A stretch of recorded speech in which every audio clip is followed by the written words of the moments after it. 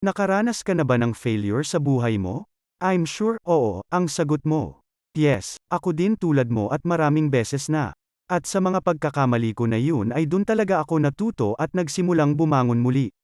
Gusto kong e-share sa iyo ang parable ng magandang na idudulot ng failure. May isang ceramic teacher in-announce sa unang araw ng klase na hahatiin niya ang klase sa dalawang grupo. Ang lahat ng nasa kaliwang bahagi ng studio. Ang sabi niya ay bibigyan ng grado base lamang sa bilang ng mga magagawa nilang work of art, at ang grado naman ng mga nasa kanan ay magiging base lamang sa kalidad ng kanilang gawa. Simple lang ang sistema niya.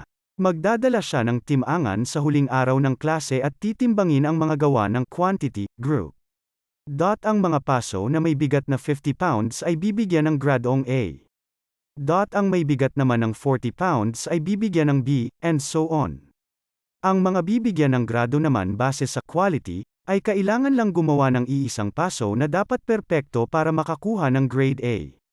Dumating ang bigayan ng grado at lumabas ang di inaasahang resulta. Ang lahat ng mga gawang may pinakamataas na kalidad ay nanggaling sa grupong nakabase ang grado sa quantity. Mukhang habang busy ang quantity group sa paggawa ng sandcutterbang paso at natuto sa mga pagkakamali nila, nakaupo lang ang quality group, busy sa pag-iisip ng teorya tungkol sa paggawa ng perpektong paso. At sa huli wala silang naipakitang bunga ng kanilang pingsisikap kundi mga engranding teorya at isang tumpok ng clay. Sa buhay natin, hindi mahalaga kung ano man ang layunin mo, mapalarangan ng art, business, ministry, sports, o sa relationships man. Ang tanging paraan para makaangat ka sa iba ay ang mab-I-go ng maaga, mab-I-go ng madalas, at mab-I-go ng paabante. Isa ito ang magdadala sa iyo patungo sa success mo.